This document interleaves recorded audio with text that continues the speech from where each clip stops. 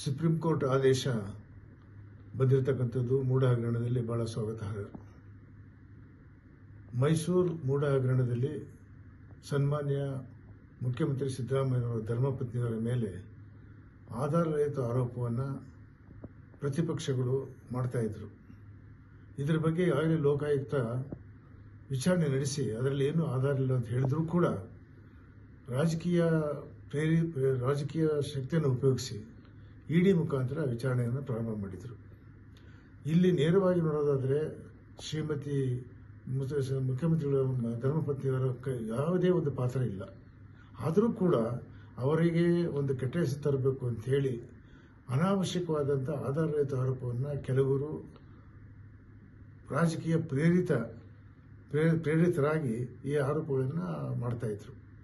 ಇದು ಕಳೆದ ಸಾರಿ ಅವರು ಮುಖ್ಯಮಂತ್ರಿಗಳಾಗಿದ್ದಾಗ ಯಾವುದೇ ಒತ್ತಡವನ್ನಾಗಲಿ, ಯಾವುದೇ ಪತ್ರವನ್ನಾಗಲಿ, ಯಾವ ರೀತಿಯ ಒಂದು ರೆಕಮೆಂಡೇಶನ್ ಆಗಲಿ ಅಥವಾ ಯಾವುದೇ ಒತ್ತಡವನ್ನು ಮೂಡೋದಿಲ್ಲ, ಮಾಡಿರೋದಿಲ್ಲ. ಹಾಗಿದ್ದರೂ ಕೂಡ ಬೇರೆ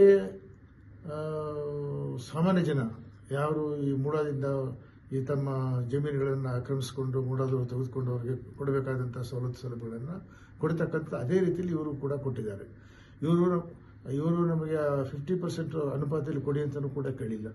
ಅದ್ರ ಜೊತೆಗೆ ಇವರ ಕುಟುಂಬದ ಇವರ ಸಹೋದರರು ಕುಟುಂಬದ ಒಂದು ಇದನ್ನಾಗಿ ನಾವು ಅದಕ್ಕೇನು ಹೇಳ್ತೀವಿ, ಕುಟುಂಬದಲ್ಲಿ ಉಯಿಲು ಅಂತ ಹೇಳ್ತೀವಿ, ಆ ಉಯಿಲ್ ಪ್ರಕಾರ ಕೊಟ್ಟಿರ್ತಕ್ಕಂಥದ್ದು. ಅಂಥದ್ದನ್ನು ಇವರು ಮುಖ್ಯಮಂತ್ರಿಗಳು ಪಾತ್ರ ಇದೆ, ಮುಖ್ಯಮಂತ್ರಿಗಳು ಒತ್ತಡ ತೆಗೆದಿದ್ದಾರೆ, ಇದನ್ನು ಅಧಿಕಾರ ದುರುಪಯೋಗ ಮಾಡ್ಕೊಂಡಿದ್ದಾರೆ ಅಂತ ಹೇಳ್ತಾ ಇದ್ರು.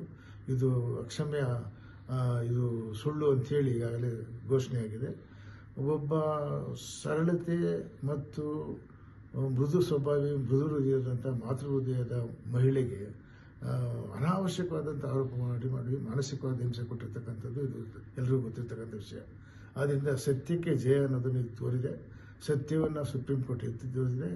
ಯಾರು ಇದನ್ನು ಸುಳ್ಳು ಆರೋಪ ಮಾಡಿ ಅನಾವಶ್ಯಕವಾಗಿ ಅವರಿಗೆ ಆಧಾರರಹಿತ ಆರೋಪ ಮಾಡಿ ಮನಸ್ಸು ನೋಯಿಸಿದರೋ ಅವರಿಗೆ ತಕ್ಕ ಸಾಕ್ಷಿಯಾಗಿದೆ. ಇನ್ನು ಮುಂದೆ ಆದರೂ ಕೂಡ ಪ್ರತಿಪಕ್ಷಗಳು ಇಂಥ ಆಧಾರರಹಿತ ಆರೋಪವನ್ನು ಮಾಡದೆ ಒಂದು ಒಳ್ಳೆಯ ಸದ್ಗುಣ ಕೊಡಲಿ ಅಂತೇಳಿ ನಾನು ಹಾರೈಸ್ತೇನೆ.